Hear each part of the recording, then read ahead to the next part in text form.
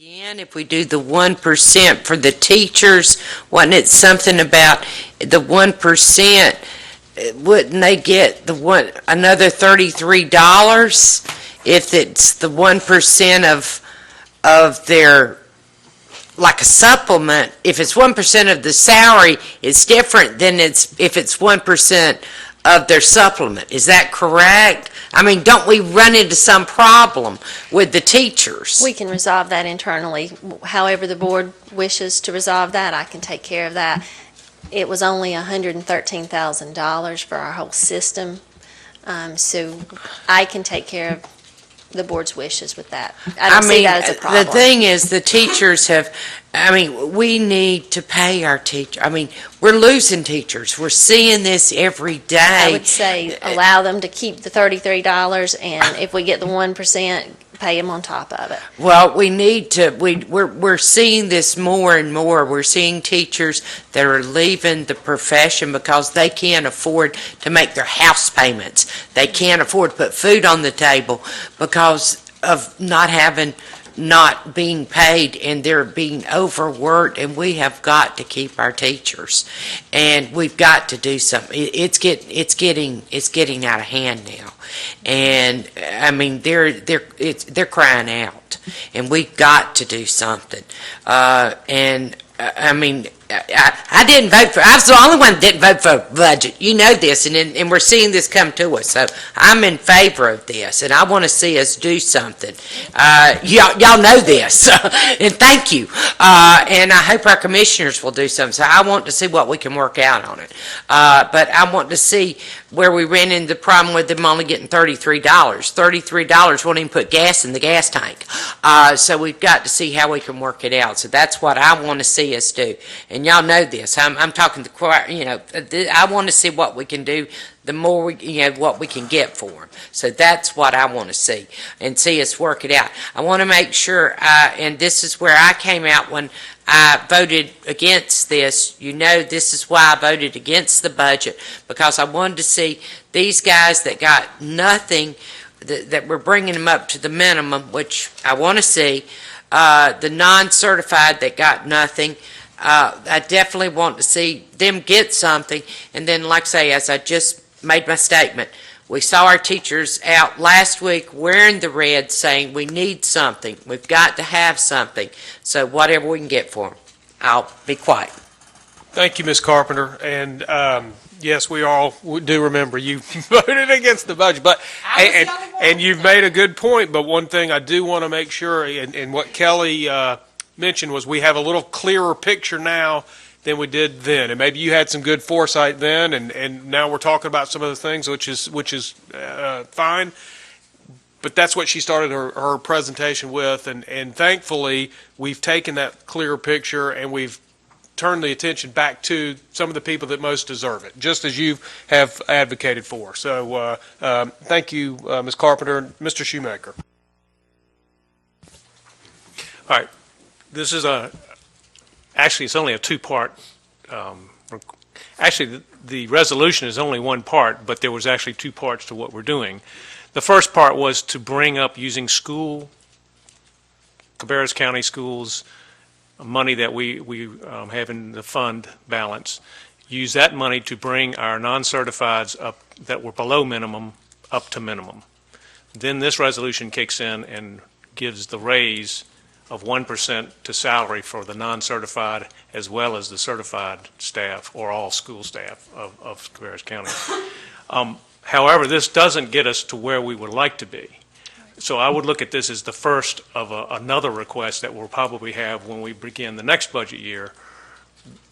In fact, because our teachers are so far below the midpoint, and same with our non-certified, that we will want to get our folks to close to the midpoint, at least to keep them competitive with the surrounding districts as well as the people in this area even. So I think this is a good starting point for us. I know that this is going to be a recurring, and this is actually an expansion request. So this will go into the recurring budget and will recur forever. We'll use our fund balance to take care of our 260 folks that we're getting up to. and do that. So that will be recurring on our part, and then this will be recurring on the commissioner's part. So that's all I have. I support it completely. And how are you, and I forgot to ask Ms. Carpenter, so after he answers, if you want to answer as well, how are you on the specificity of the language or vagueness or the way that it's worded? I would rather wait to see how everybody else. Carolyn, you want to comment on that part? Just however we can, if this is really the attorney, how it needs to be done. Mark, you had mentioned we can't, as we can't increase the teacher's salary, the state has to do it. I mean, can we do that with this resolution? I mean, can we, because you said we couldn't increase their salaries, and if we couldn't do the supplement, how can we do that? Okay. What I think, what I've tried to do in the therefore clause is we are asking for the $1.957 million, which will be enough to give our teachers and staff a 1% raise. So we're asking the county to give us that money, which is effectively a 1% raise for everybody. It will be done as a local supplement. We can't change the state salary. But if your average teacher's making $45,000 a year, roughly, then this puts $450 more into their pocket. So I think that number comes from, I've added together the amount we need to give a 1% raise to the certified staff and the non-certified staff to get enough money to give a 1%. It is not, you're right, we are not changing the state salary. We're asking the commissioners to give us that money, which is what we need to give everybody a 1% raise. So will we actually put it into their supplement then? Will that raise their supplement that much? Yes, ma'am. Yes, I think it would be, Yes, ma'am. the impact would show in terms of a record keeping, the local supplement would be that much higher. So we're going to raise their supplement that much to make it Right. be that. So, right, go ahead, Kim. In looking at the final therefore statement, could we modify the wording to say something like all employees would receive the equivalent of a 1% salary increase in the form of salary or supplement? Something like that? Tell you what, Mark, while you ponder that, we're going to move on and let Mr. Shue make his comments, and then we'll try to get to the language after Mr. Harrison and Dr. Phillips. Thank you, Mr. Chair. You know, I've always looked at, when it comes to anything in particular, you got the low, and you got the medium, and you got the high. I never have liked being on the bottom. I mean, I never have. And right now, I think that Cabarrus County is considered a very wealthy county. And quite honestly, I don't think that we've done our share, when it comes to teachers and supplements, that type thing. I don't know exactly where we stand, but Ms. Klutz, you can tell me. I think that Cabarrus County ranks about 46th, maybe 48th in the state with supplement. Is it somewhere in that range? That's teacher salary. Supplements, are we that far? We've had so many reports on this, but Are we 54th in supplements? we're 54th in supplements. I mean, you think of the counties on the East Coast and in the mountains where they got low populations. You think of the county, Buncombe County, whereas we get so much per student, they get like 4 or 5 times what we get on the supplement. But yet we're considered a wealthy county. And in my opinion, and this is only my opinion, my thinking, that we've sat back too long. And that's why we're behind the 8 ball on teacher salaries, supplements. And this is not what we're talking about now, but it's also the same reason that we have got all this deferred maintenance list, is because we have sit back too long. And we have got further and further and further behind. And as time goes on, the minimum is going to get higher, but yet we're going to be lower if we don't do something. And if the county can give their employees a 1.5% increase, then the school system employees is equal to 1.5% as well. And I think that I remember when we were doing our budget talks, I was wanting them to do 2.5%, if you remember.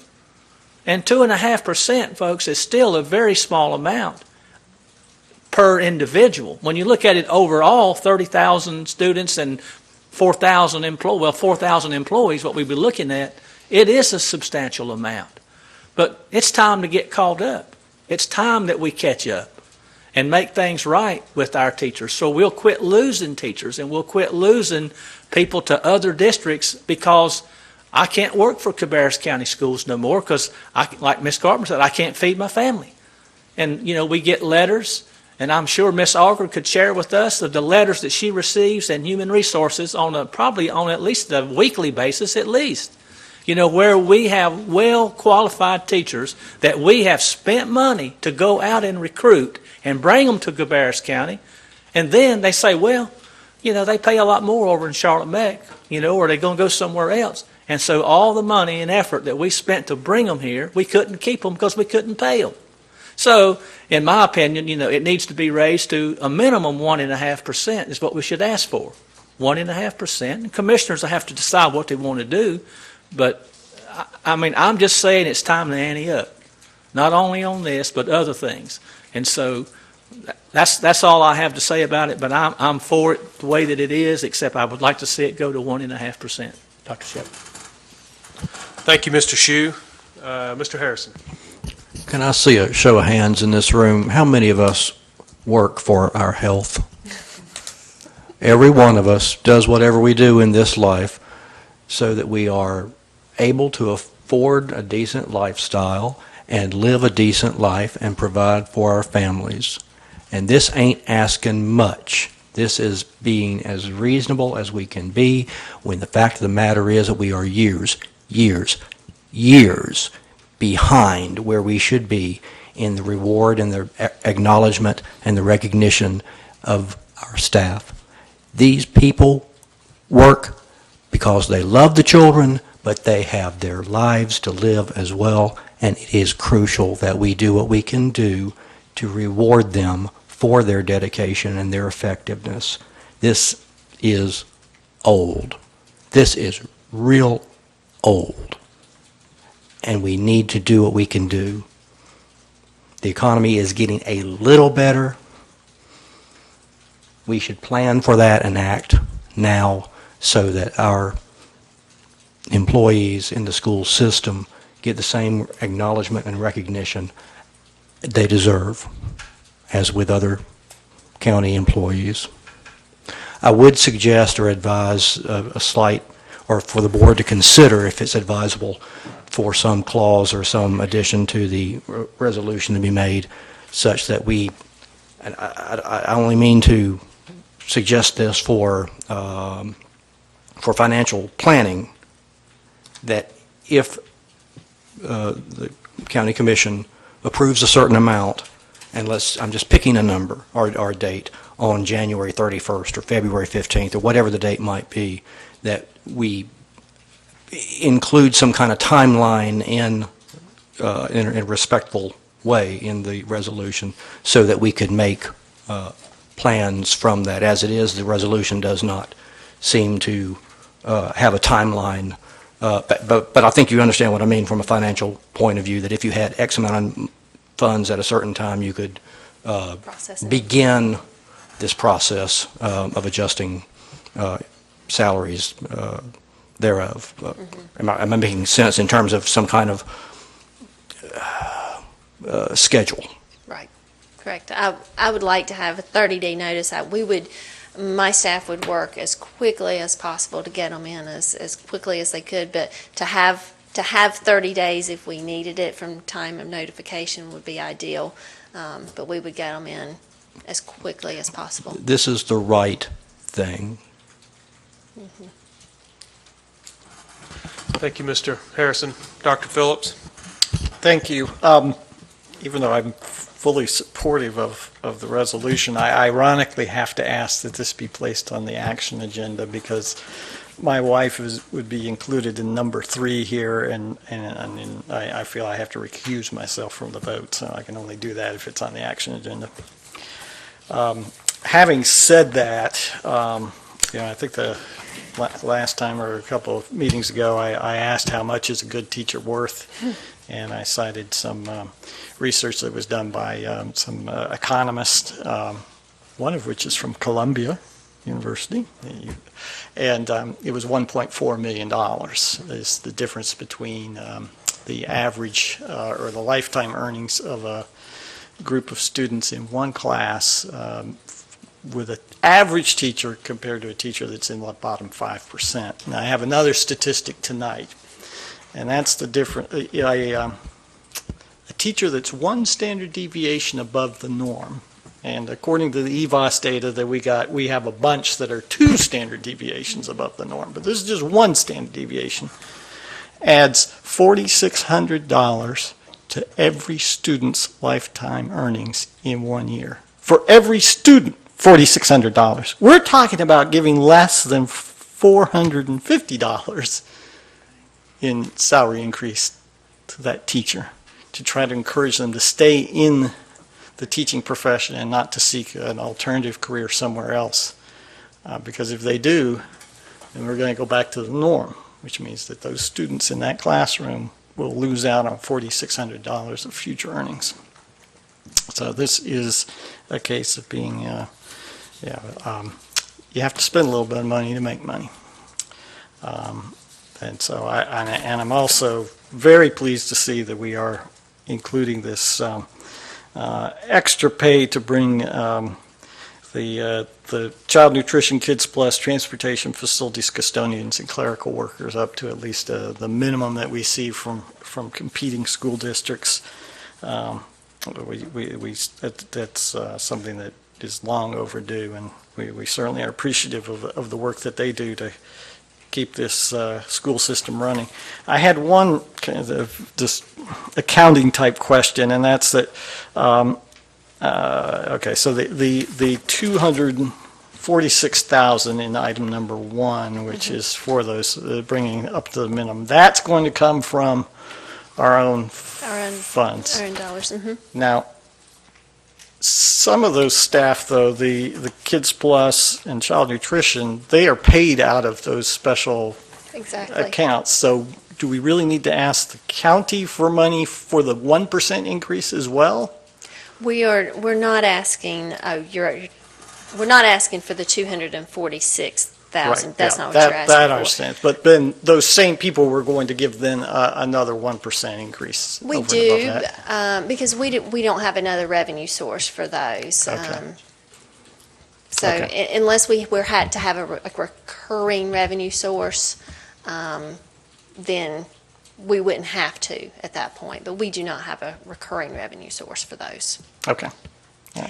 When we give Child Nutrition Kids Plus all of our employees raises, we always have to make sure that we build in the revenue. So the state gives us raises, then we have to build in those for those corresponding programs, and we're ready for that. We're not ready for that at this point. So if we're going to give all the other programs an increase, then we will have to search the same revenue source. Okay. Thanks. Thanks, Jeff. So we need to do 2 things. We need to consider Mr. Shue's suggestion on the 1.5 versus the 1, and we need to get comfortable with the language of, and could you maybe reread what Kelly's suggestion was, and then we'll maybe look at that first and then talk about the 1.5 versus the 1. What I have as Kelly's suggestion is, instead of just saying receive a 1% salary increase, it would be to receive the equivalent of a 1% salary increase in salary or supplement, to make it clear that that increase may come in the form of a supplement, but it'll be the equivalent of a 1% increase.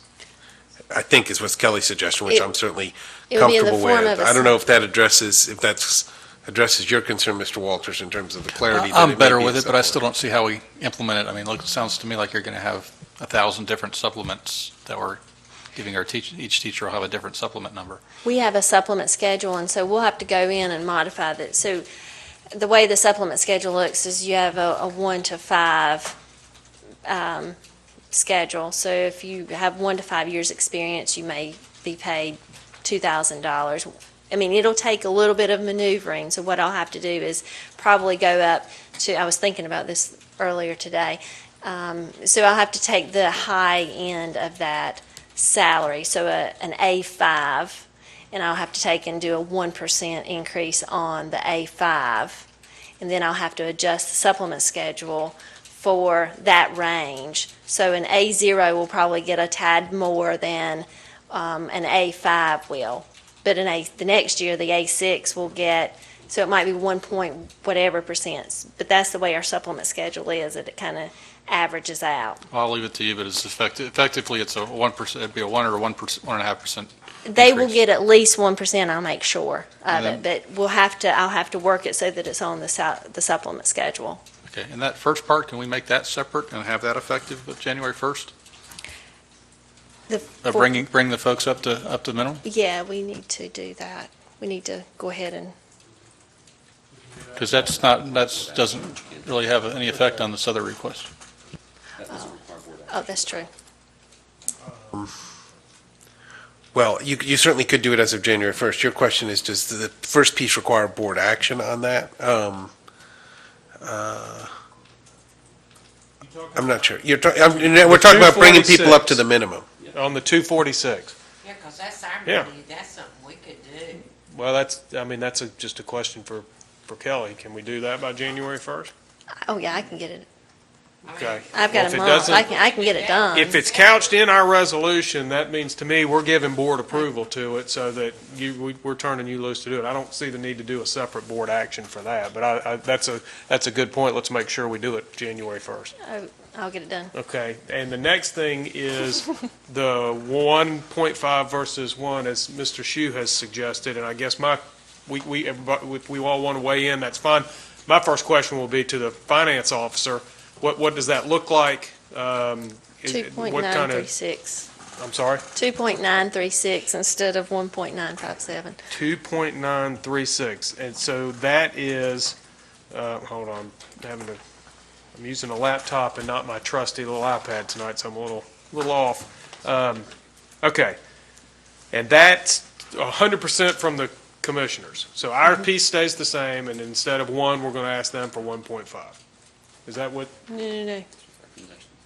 Instead, 1.5% instead of, If we go with Mr. Shue's suggestion? yes. Okay. Any board members' comments, questions on that? $1 million more. About $1 million more. But it's still up to the commissioners what they're going to, if they're going to give them anything, and what that amount would be. Okay, I'm fine with 1.5. My feelings is 0.1 right now, because we're going, at this point, I think I would be, at this point, I'd be happy with 0.1, because we're going on down and we're asking for another, 79? So I'm willing to, I don't want to bite off more than I can chew. I would rather stay right at 1 right now, and because I'm going on down and go ask for something else, and so I'm happy with 1. Okay, Mr. Shoemaker? Kelly, this is outside of our normal budget request, is that correct? It is. So my suggestion would be we would leave this as 1%, and then we will come back for the 14-15 budget year and ask for our next percent there and make it a 2-stage process. So that's the way I feel about it. Okay, I tend to be in agreement with that, sort of looking at it like baby steps, but do you want to make an additional comment? Well, the only thing that I can really add is that, as I said a while ago, I don't want to be redundant, but you got to remember, as time goes on, we're getting behind, and we're going to get behind again, and we'll do it to ourselves. You can't blame nobody but ourselves, because we do it to ourselves. We're sitting here as a board, and the county gets 1.5%, and we want to ask for 1%. Are we not as good as county employees? Are our staff not as good as county staff? And, next year rolls around, will the county get an increase again? Are we going to ask for half of what they get again? Why do we do this? That's the question. Why do we do this to ourselves? It's time for this board, it's time for Cabarrus County to stand up for its teachers. And if we don't start doing it, who's going to do it? I mean, I'm just trying to be reasonable here. I know we're asking for a lot. But to whom much is given, much is required. And so we have to continue moving forward. I don't like sitting at the bottom of the pile. I don't like riding in the back seat. We've got to lead the way. And if we just jump in the crowd, then we're not making any progress. It's easy to blend in, but it takes a special person to stand out. It takes a special board to stand out. It takes a special group of commissioners to stand out and stand up for what's right. And this is right for our people. And 1.5% is not much to ask. But, I'm not going to, say any more about it, but that's just where I'm at. And, you guys can keep it to 1%. That's fine. But I think more of our teachers and our staff than they're equal to the rest. So, anyway, that's my input. Mr. Harrison? Several of the elected officials in Cabarrus County have a expression they've used more than one time: if you don't ask, you don't get. And honestly, if we ask for 1.5%, it will be up to the commissioner's discretion as this breaks out from that calculation to provide that or to make some other decision. But we are asking what is deserved, what's needed, what is the right thing, and I will vote for 1.5%. Okay, Jeff? Yeah, I think Lynn makes an excellent point about, we need to keep our staff up with the county staff. I'm sure the county has custodians. Do we have the same pay scale as those custodians? Or if not, we may be seeing some of our custodians jumping when there's a position open over at the county, and then the county's going to be paying them anyway. I think the same thing could be said about our maintenance staff, right? County has electricians and plumbers and to help keep up their facilities. Do they have the same pay scale that we do, or do we have a lower pay scale? I think we have a lower one because we've not gone up when they have been. And last year was not the only time that there's been an increase among county staff when there was not an increase among school staff. And so I think it's only fair to try to at least keep pace, even if we're starting from behind. We need to at least keep pace. Okay, well, Mr. Chair, can I have just one more comment, please? Certainly. And that would only be that, good thing it's going to go to the action agenda anyway, because that'll give everybody a chance to think between now and next Monday. And so that'll give you a little bit more time. And with Dr. Phillips having to recuse anyway, all good points, though. And anyway, that's all I had. But, yeah. Thank you. Well, I was going to say that, Lynn, your impassioned plea has persuaded me that while I think there's some merit in what Carolyn said of hey, we've got all of this in front of us. At the end of the day, these are the people that are out doing the work that we need done, and the difference between 1 and 1.5, it's not a huge number, and the commissioners at the end of the day, they're going to decide if it fits, and it may or may not fit in what their vision is, and we'll just have to find out. So I would tell, I think, Mark, if we can rewrite it with the number of use the 1.5 and use the language that Kelly mentioned, I think we can put that on the action agenda, and then we'll be good to go for that. Is everybody okay with that? Fantastic. Well, that takes care of 5.02. We will now move to 5.03. Resolution to the Board of Commissioners for funding of new elementary school. Board members, we have had a land selection committee for some time now. Ms. Carpenter and I sit on that as your liaison to that group. We are expecting a report from that group and from Mr. Whitkey in closed session a week from tonight to get an update on 2 parcels. And so with that in mind, and knowing that with the timetable that we have to try to get a school built, designed, engineered, and everything, it is time that we make a formal request to our commissioners for the funding of the new elementary school that we have talked about in the northwest area to relieve overcrowding at Odell Elementary and Cox Mill Elementary. So with that, I'm hoping, knowing that the next one's going to take a while, I'm hoping this one will be somewhat quickly. So if we'll start with Dr. Phillips, comments on a resolution for our new elementary school.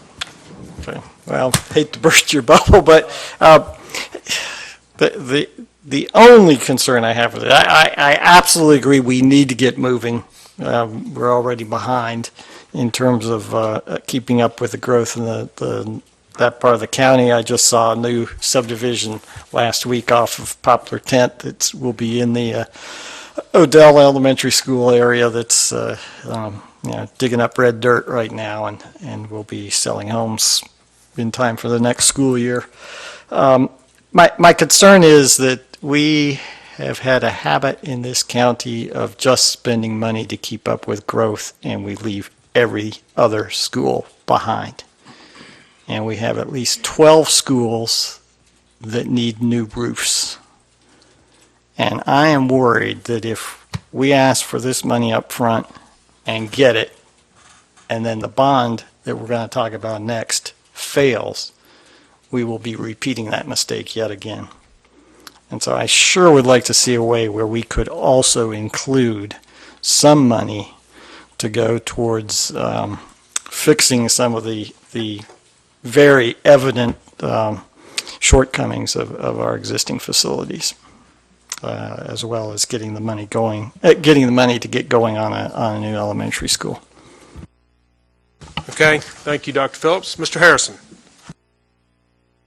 I guess what I'm learning on the board here, and I'm a slow learner, as many of you might know, is that we have to state clearly and state often and state emphatically what our needs are. And we are trying to express those needs and express them as proactively as we can. When we're expressing needs and it takes 5 or 10 or whatever number of years to actually come up with the funds, then we, in effect, are expressing an old echo of what we've said many times. We're trying with these referendums, as these suggestions to the county, to express what the county school system needs to be as proactive and to provide for the children that are here now, that will be here in the near future, and will come into the county in projections in the next few years. This is an effort to be able to not be reactive, but to be proactive in the accommodation of those school needs. I hope the community understands what we are trying to do is to not say what we needed 2, 3, 5 years ago, but to say what we need now so that we'll be ready for the near future. It's my hope in these efforts that community leaders can comprehend that we are trying to look ahead for the students, the children, but also for the economy of the county. A school system is a very key factor, not just in employment, but in the economic engine of a county. And it should stand to good reason, without a whole lot of data or statistics that I can't possibly pull together, that we contribute to the quality of life, the quality of the roads, the overall economic vitality of Cabarrus County in how we actually use the resources of the county. So we're asking for these funds for many positive impacts and influences on the whole county. I'm very hopeful that community leaders can understand that and help us not just build schools, but to maintain the quality of life in the county. Thank you, Mr. Harrison. Mr. Shue? Thank you, Mr. Chairman. This is one area for this particular bond resolution that we have here, whereas the county has been very proactive, because this was, we made a request to the county that they give us an allotment for land for a new elementary school. Now, beginning with this year's budget, they put aside $1.5 million that's laying in the county coffers right now, waiting on Cabarrus County Schools to decide where they're going to put a school. So, we can't say the county didn't help us, because they did help us. They were very proactive. We've got the money. And as our chairman has stated, we've had the site committee looking at various sites. But we've looked too long, folks. We got to get moving, because this school that we're asking this resolution to be passed for, we really need to see this school opened in August of 2015. Now, that's year after next. Now, talking with Mr. Burnett today, and he told me that he's been responsible or directly involved in building somewhere around 27 elementary schools in his career. And he told me that it would be pushing it very, very hard. And Mr. Whitkey, of course, you're here tonight, and you can tell us how long it takes to build an elementary school. And so if we get started on this, we pass this resolution asking for $20 million. The site committee gives us a site, and the commissioners approve the resolution and says, well, look, boys, we got the money. We're going to pay it. As Mr. Osterreich done said, we got this money laying here. So what we're hoping is that they will say, okay, boys, we're going to ante up. We're going to pay for this school to be paid for in cash. And if they give us that approval in January, hypothetically, they give us that approval in January. I can't see it happening in December, because we're not going to approve this until next Monday.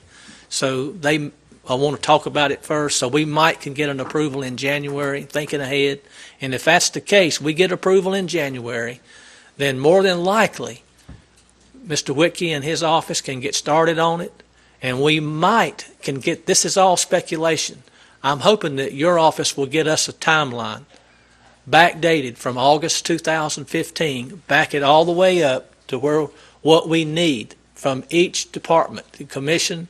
When do we have to have an approval by a certain date so we can fill this timeline to open the school in August 2015? And I think that's something that we can do. But it's we don't want to sit on this much longer. But if they get that together, we can break ground by May. And if we break ground in May, it'll take them till when Dr. Shepard would like to have the school turned over to him and his staff by the 1st of July 2015.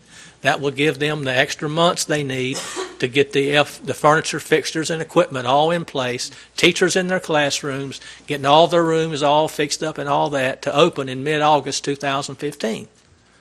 So there's a pretty strict timeline, and it's imperative that this be outside of the request for a bond referendum. This needs to be done now. And so, but what I would like to ask, and Mark, you can tell us how this needs to be done, but I think we need to approve this resolution, and it'll more than likely need to go to the action agenda anyway to make the changes that I'm going to recommend that we do. The recommended things would be that we add 2 attachments to this. Well, let me back up first. There needs to be another whereas on here. Another whereas, and however you want to word it's fine, that Cabarrus County Schools has already done a redistricting in the northwest area to alleviate overcrowding in the area that this school is going to more than likely be in. So we have took proactive steps on that already. So that needs to be incorporated somewhere in this resolution that we have done that. Okay, and then I'd like for us to attach to this resolution that a copy of the ORED study of the elementary school growth projections for that area, or for this elementary schools in general, the ORED study projection summary. And then in addition to that would be the timeline that I'm asking the facilities and maintenance department to come up with. So this resolution should be, in my opinion, submitted to the commissioners as it is, with that one whereas about the redistricting, and then add to that the 2 attachments. And that would be what I would say we should do on this. And as far as the other one that we're going to be talking about in just a few minutes, those same 2 attachments more than likely need to be, the one with the timeline obviously won't be a player on the bond referendum, but for this case, it's very relevant, I think. But, Mr. Chairman, that's all I have to say. Thank you, Mr. Shue, and we'll go, Mr. Shoemaker.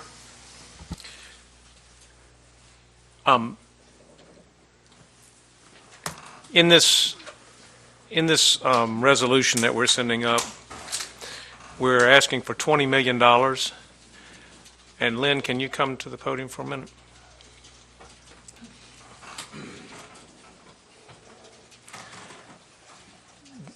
The estimate for the elementary school is a little bit less than that, but I would think that this request also covers all of the supplies, the furniture, and everything else that would go into outfitting this school and make it ready for the first day. Because there's other soft costs that also go into the project that sometimes we forget about. And I would think that this $20 million would cover the soft costs. Do you think that's correct, or do you think there's enough in here to do that?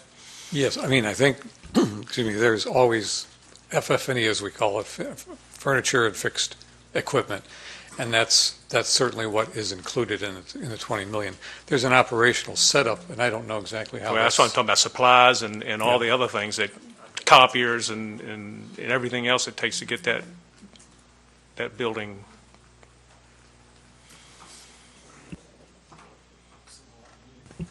The majority of the cost associated with the school would be in that $20 million number.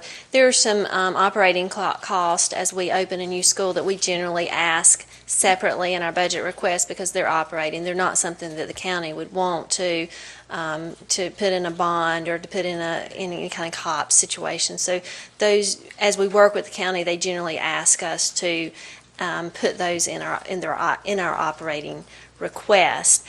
The things like the technology, the furniture, the fixtures, all of those things that when you walk in a school you would expect to see, those things would be in that $20 million number. Now, with that being said, that still is a decision that the county is going to need to make. We're not going to make for them. If they want to finance a desk, then that's their decision. But as we budget, as we look at our numbers, we know that we're probably going to need somewhere around $20 million. And the way that we budgeted in the past is we've looked at that number, and then if the number is $1 million high, we've always said, okay, at the end of the day, it was $1 million high, here you go, you take this money back. It's never spent for anything that wasn't deemed appropriate or necessary. We've been on both sides of that coin. It's very difficult to be at the end of the project and not be able to buy furniture or to have to take bleachers out of a field or to make a change order at the very end of a school and not have enough money to do it. So to budget a little bit high, in our experience over the last 10, 12 years of building these schools is more appropriate, and to give the money back to the county because it would not be spent for anything that wasn't appropriate for schools. Right. And my point is that this $20 million would take care of just about any foreseeable costs that we could imagine. We would expect. And then they would divide it out as to capital versus expense and that kind of thing later on. We're just asking for a gross amount of money. Now, I have another question for you, Lynn. We have $12 million in roof replacements, and that's going to be covered in this next resolution. Of those roof replacements, how many need to be replaced between? Wait a minute, because that has it's germane to what Dr. Phillips said. How many of those roof replacements need to be taken care of between now and 2016? We were just talking about that this morning. Yeah, we need 3 replaced as we speak. So that would be about $6 million? 4.5 to 6. I don't have the numbers with me, but I was thinking 6 roofs, $12 million, $2 million a roof, but yeah, I mean, some are smaller, and Okay. the 3 that I'm speaking of are specifically elementary schools. And you're looking at somewhere in the range of 4.5 to 6 million for those, plus the larger, there are a couple of high schools that need replacement. but they don't need replacing until 2016 or a little beyond. They can wait a bit, yes. Because I think if we could get a priority on those roofs and at least have that captured, because that may be we want to plug those into this particular request, not waiting for the bond to come, but go ahead and take care, thinking proactively and thinking outside the box where we're going with this is we need to think about what's getting ready to come after us. And it's easier to go ahead and ask now and let them know that we have these 3 roofs that need some attention between now and 2016, rather than throwing it all into a big bond referendum. And those roofs have deteriorated, and all we hear is the issues associated with them. So Exactly. I ask y'all, is there any way you could get that information to us, since this will probably be on the action agenda next week, Absolutely. and tell us how much those 3 roofs would look, how much they would cost? There might be a fourth one. There was a fourth school that was on a number 1 request on our last budget. It has not gotten any better, and that's another, so there are 4 at least. Okay. Well, 3 to 4 roofs, yeah. but, we at least kind of need to know where we are on that. So as we make this and we're being proactive, we can be, and tell them truthfully, this is where we are. And that's what I would rather do, is just say, look, this is where we are, very matter of fact. And Right. And the last year has proved pretty devastating for several of the roofs. And we're seeing, right now, we're seeing the problems. Literally every time it rains, we have a significant issue in at least 3 or 4 of those schools. So Thank you, Mr. Whiskey. you're welcome. Thank you, Chair. Thank you, Mr. Shoemaker. I guess the reason I wanted to jump in is there's a gap between what's coming next and what we're going to talk about in those projects and the elementary school, and you guys have touched on it, that we're going to have to address and figure out, but I was trying to keep this just to the resolution for the elementary school, but that's fine. These other pieces are important to get the big picture. Ms. Carpenter? And that is the big picture, because there is reality. So I have been, and I'm sitting on this board, I've been through failed bonds and I've been through past bonds. And you have to face the reality. Sometimes bonds do not pass, and you've got to be prepared if that's the case. And as Mr. Phillips mentioned, what if it doesn't? You've got to be prepared if that's the case. And as I mentioned, I've been through both. And you've got to be able to stand back and punt if that's not the case. And that's what we did when 125,000 or 126 million didn't pass. We went back and did 95 million. And so you've got to be ready to change your position or to do things. And as we sit around the table, one of the things I told you guys, we've got to make sure when we go out, we've got to be able to offer options to different areas and different things. But one of the things that I wanted to see if we've done, we say, well, with this school, we've got to make sure we hit the ground running, and we've got to do it fast. Have we looked at architects, when we have done building before, we set up a small committee of our people, some of our board members to go out and check architects out. In other words, get them to say, hey, bring some drawings to us and our, of our people. And I know that we've taken, 2 or 3 of our members to, bring in architects, say, hey, and us to do that. I didn't know if we have gone through that process yet to look at architects or to do that. And if we're wanting to hit the ground running, we're going to need to maybe narrow our architects down, and then, because we know we're going to look at least 2 elementary schools, possibly. We know one of them's going to be at least 1,000 square feet. Now, design-wise, we don't know what we're wanting to look at, but we know we're wanting elementary schools. So I didn't know if we have looked at narrowing architects down or not, but that's something we do need to do. Do you want me to go ahead and give you a prior to, I guess it was about a year ago, we got, Mr. Wiki sent out an RFQ, and we went through 8 or 10 looking for specific experience with elementary schools to try to get a feel for who was out there when the time came to have the engineering done to roll out. And at the time, I think we talked about this board had done it a couple different ways, and we said, well, we've got 4 new members coming. We're not sure how the new board's going to want to do it, so that's still something for us to decide. But there was some effort put into trying to identify some architects that we thought were specific to elementary schools, and we weeded out a few that we thought, well, they look great, but they haven't done what we're looking for, or whatever. So formally, no, we don't have somebody on board to do this project, but we I guess, at least laid some groundwork, but this board will have to decide, Well, do we that's want to why I have a was, committee to do it? Do we want to do it as a whole? Mark may have to give us some direction, but that okay, was kind of because the I know background in the of that. past, we had gotten 3 members and they kind of sorted through. But if we're going to do something, we need to do that real fast, because, we need to sort them out. And I knew that took us a while, because I know I'd served on it before, and I know we went through architects, and that took quite a while. And so I know that needs to be done. I know, looking at this, I agree with Lynn in putting that data behind it. I think that's a good idea. I wish we could have a site to put behind it. I know we're getting that data. Wish they could get, that'd be good to have that behind it for them to have that. I agree with Jeff in a way, though. I'd like to maybe even put with this, besides this, I think is a good backup to have the elementary and to have the roofs. I mean, put those two things together. Now, that's just me.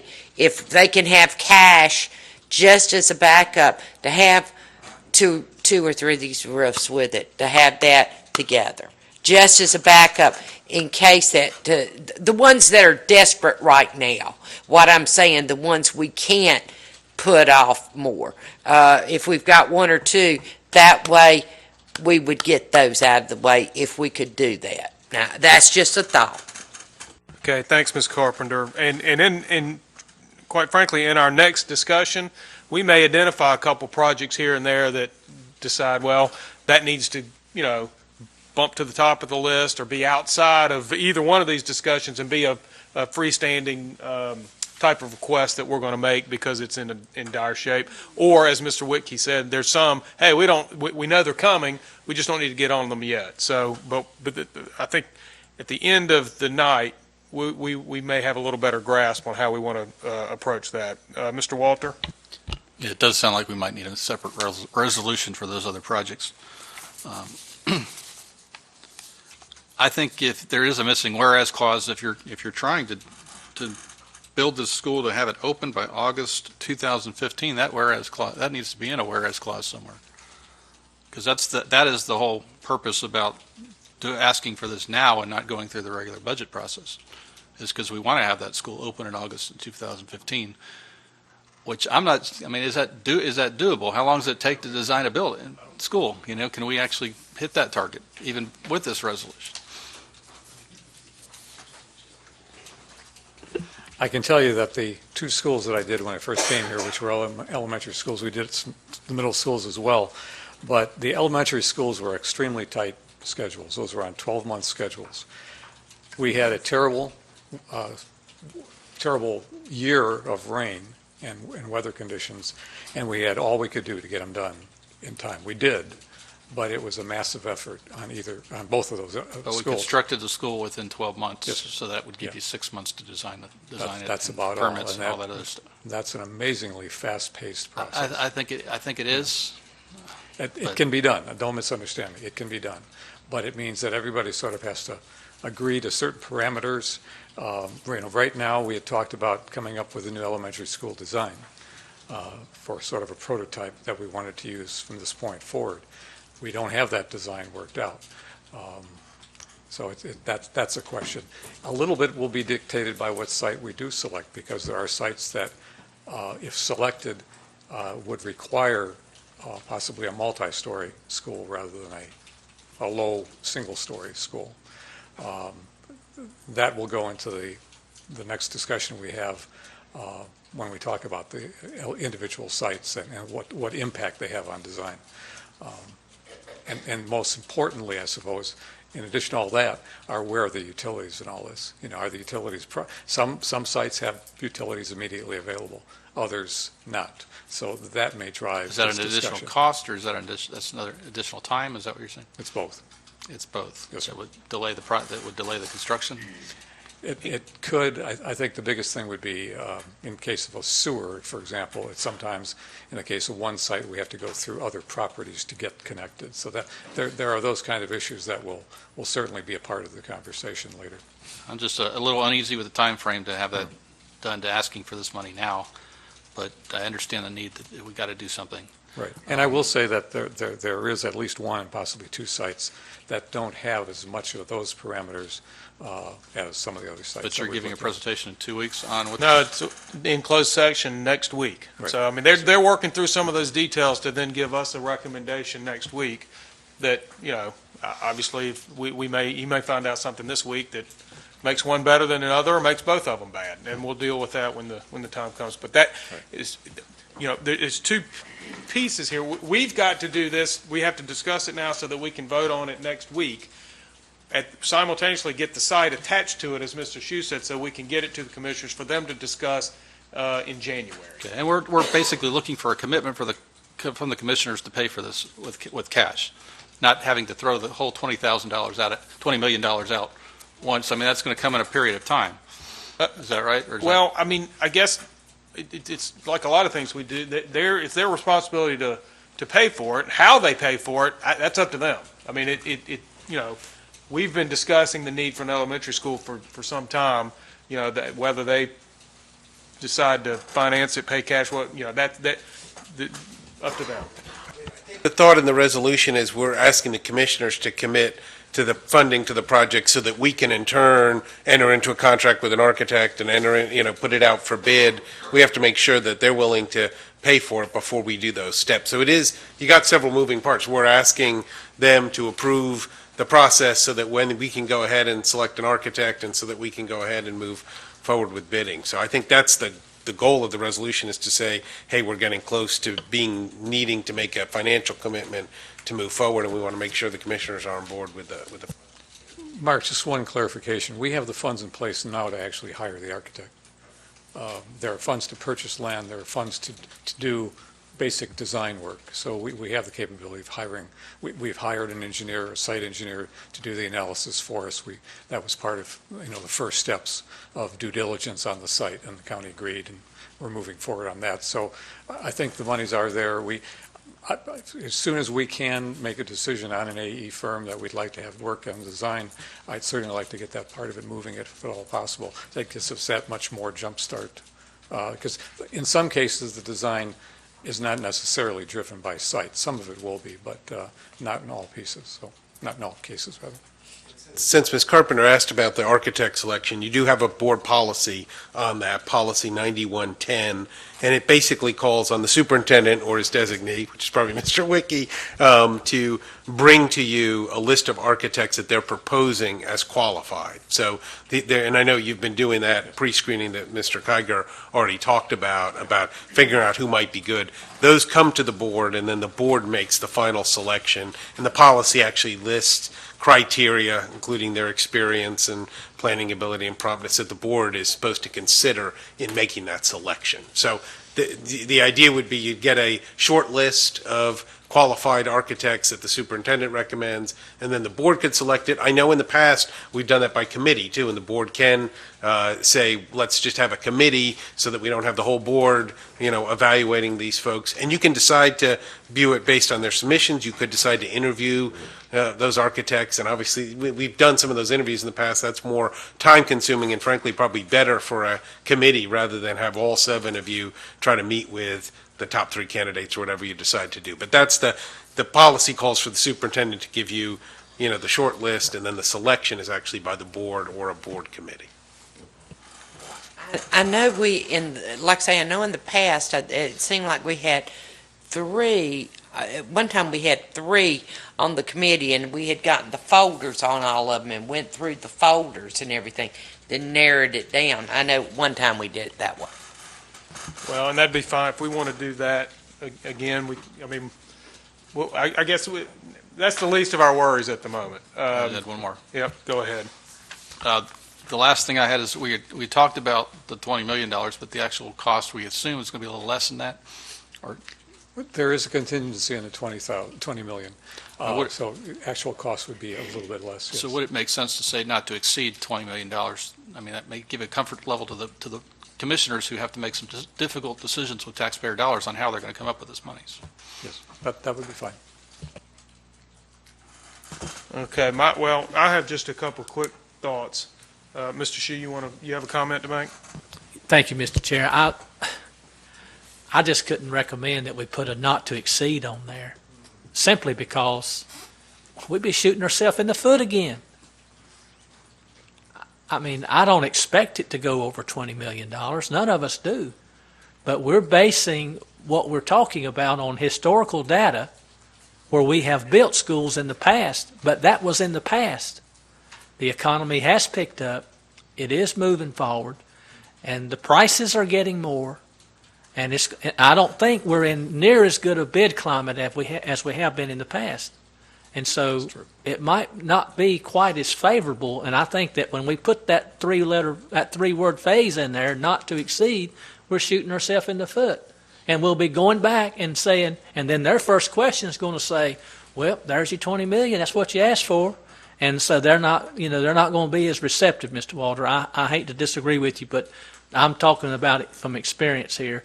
You need to leave that off. And I think we even had the advice from our financial advisor here, Ms. Klutz, stating that would not be a good thing. So I tend to agree with her. I don't want to shoot myself in the foot no more. We've done enough of that. I think that's why Mr. Whitkey's giving it at least $2 million, if not more than that. Well, you'd never go into a project like that without having contingency. It's not fluff. It's just the normal way to do it. But the number is what I had the question on, is the 1.5 that we've already got plus the 20. So we're really talking about 21.5. Is that right? Okay. Yes, sir. And if out of the 1.5, if the land may be more, maybe less, whatever, but we get to keep that and roll that in, but it's not till the end of the project where we have to return funds, more or less? Okay. Yep. Okay, that's fine, and that's,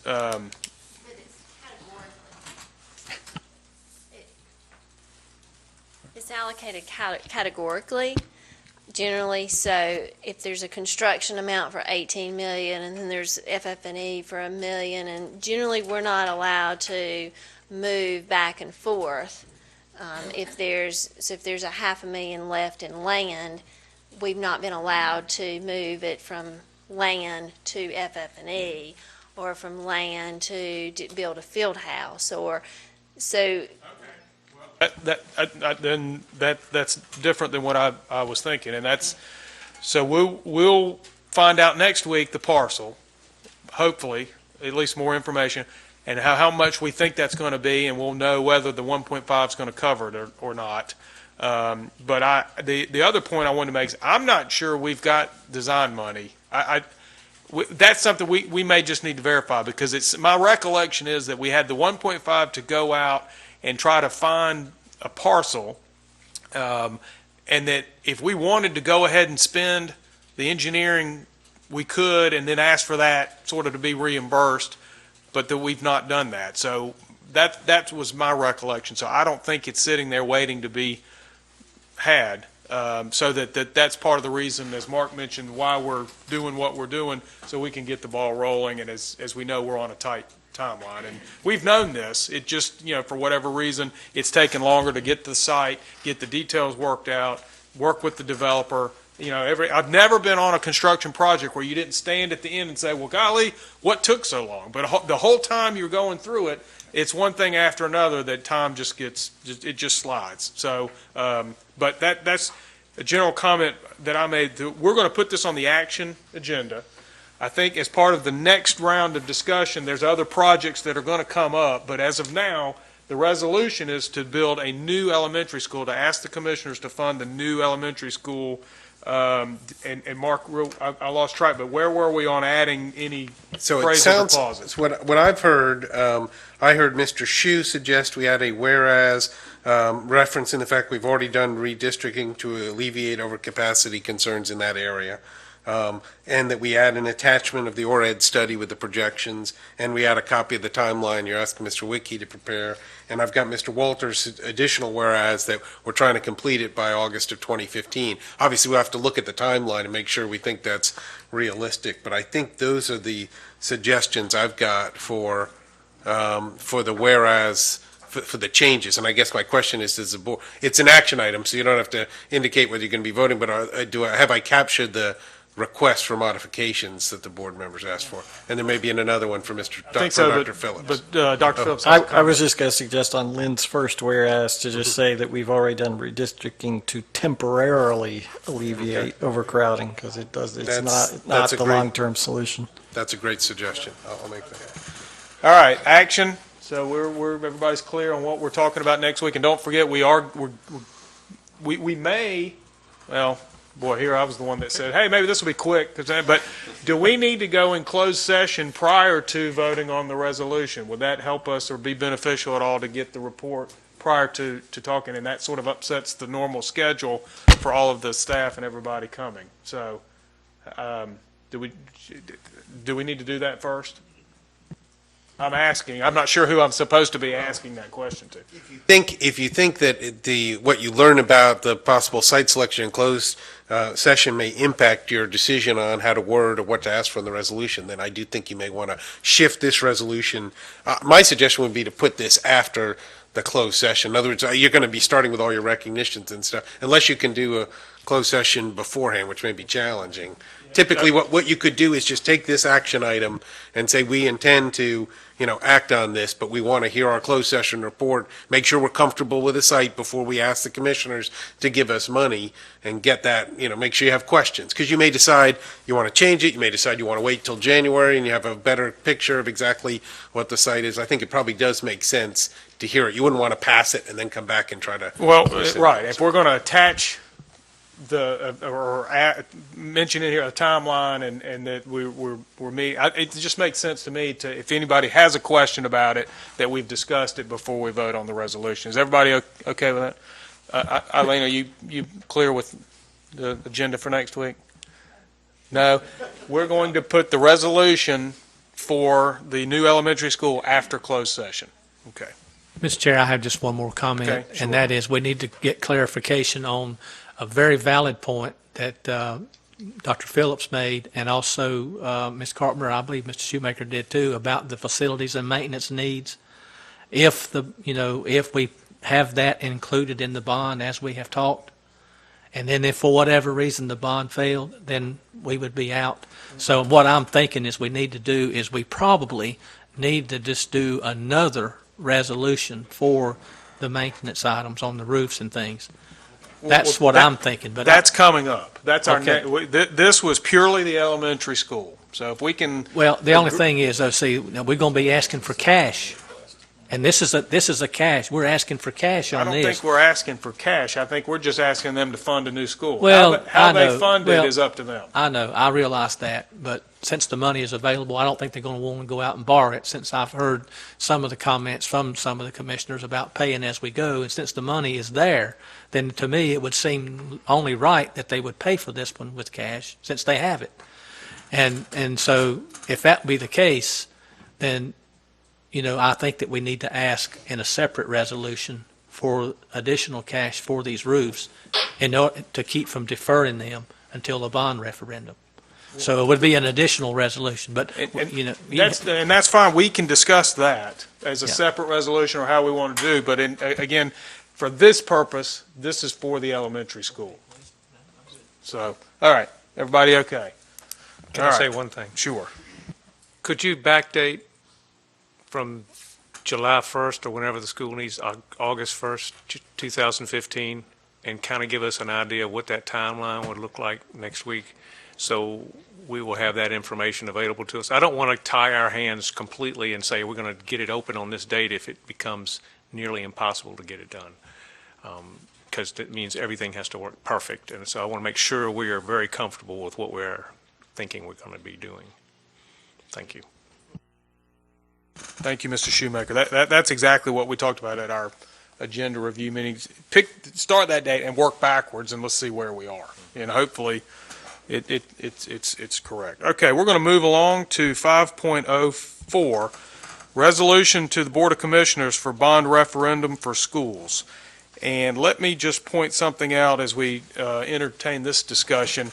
We had a couple meetings with other entities that are also considering this, and that was somewhat at the behest of the county, and everybody was coming together. A couple of those meetings, and they went well.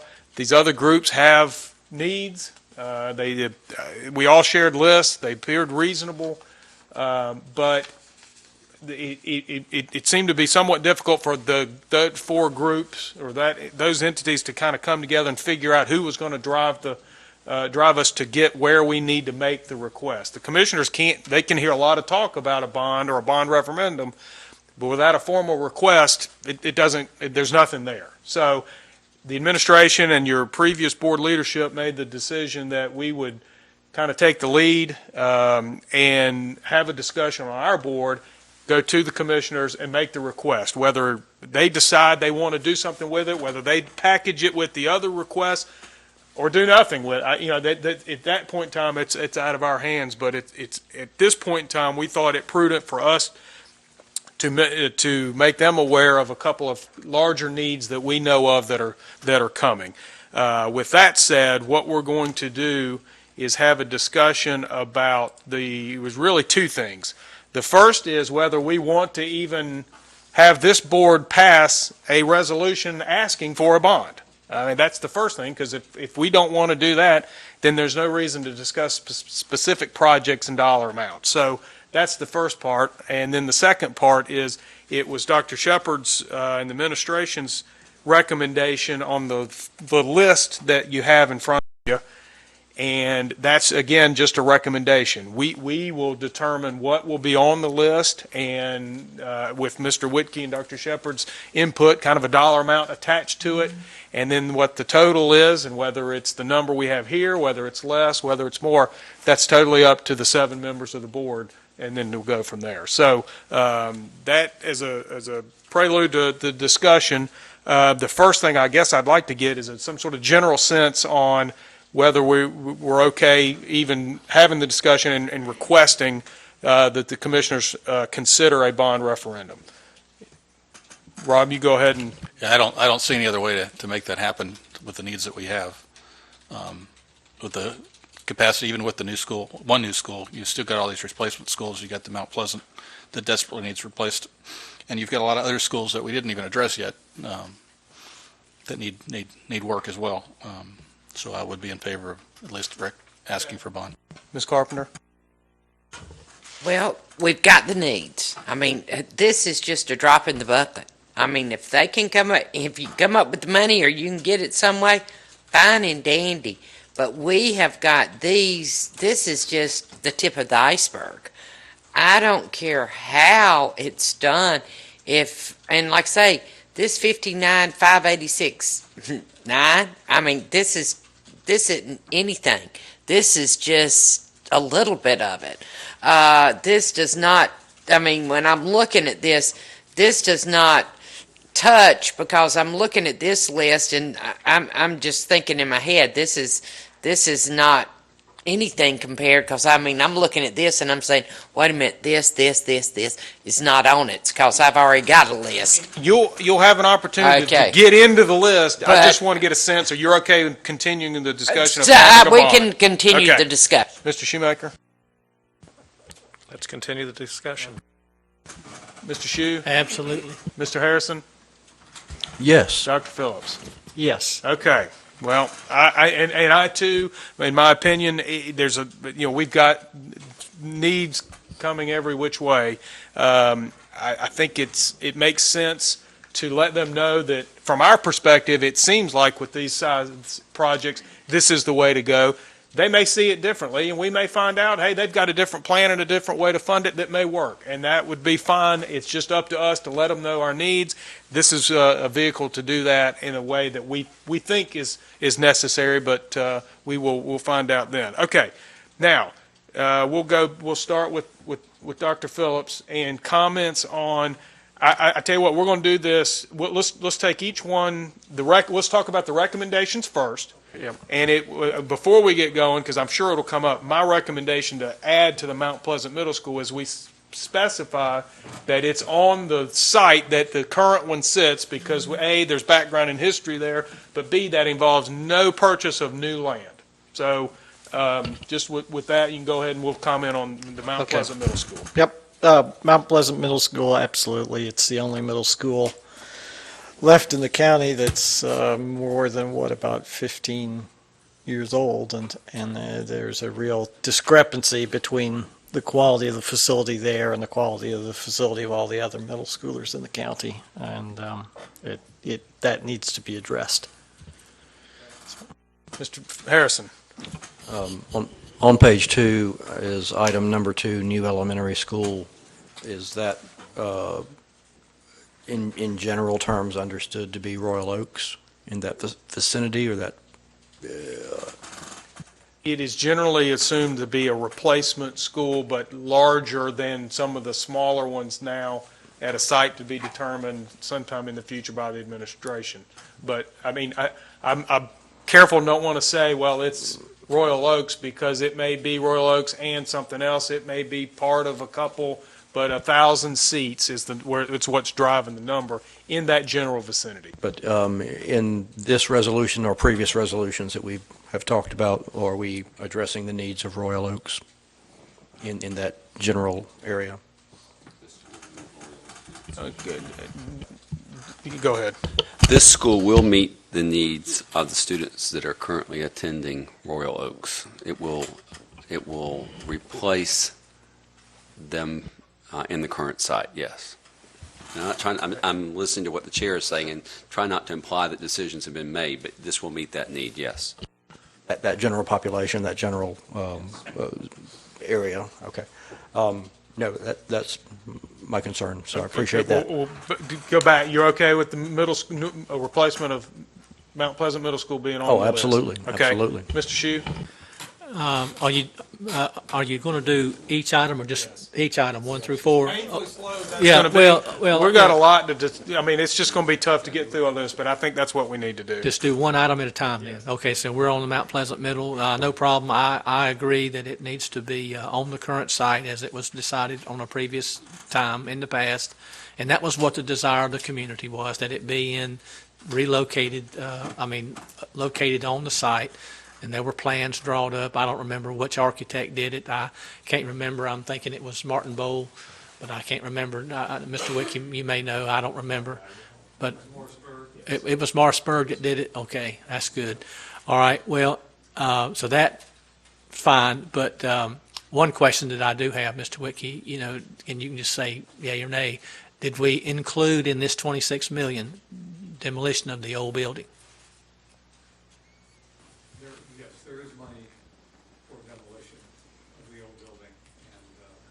You might want to come to the podium. So for the viewing audience, they can't hear you whenever you sit there. But It's always hard for me just to say yea or nay. I know it. I apologize, but no, there is money for the demolition of the old building. And they'll obviously have contingency. We've got contingency built in this. And we might want to put on this request item here that it's, in addition to on the current site, would be for 700 students. I believe, is that what this number's for? Yes. On current site, 700 students, 26 million, includes demolition. Of course, I don't know if that's necessary, but I'm sure that's going to be a question that they're going to ask. And so to try to eliminate that question, just answer it up front. I mean, in reality, it gets even more detailed than that, but I don't know that you have to put it in there. I mean, it is going to be phased construction because we are going to be building parts at one point and then taking down other parts of the existing schools. So yeah, well, I'm sure there's going to be a lot of questions. I guess if they'll approve the money, they'll have to get the answers to all the questions. So we'll just handle it from there. But yeah, I'm fine with it, Mr. Chair. Thank you, Mr. Shue. Are you okay with Mount Pleasant Middle? Mount Pleasant Middle, yes. Okay. Mr. Shue has asked a lot of the questions, and I'm also okay with the elementary school. I don't really have a whole lot of questions with it. Okay. Ms. Carpenter? Okay, you probably don't want to get to me. Okay, Mount Pleasant Middle. Now, I am okay with on the existing site, but I'm putting notations on mine because I was on the board when we did all the, people here, all the other things, keeping it on the same site.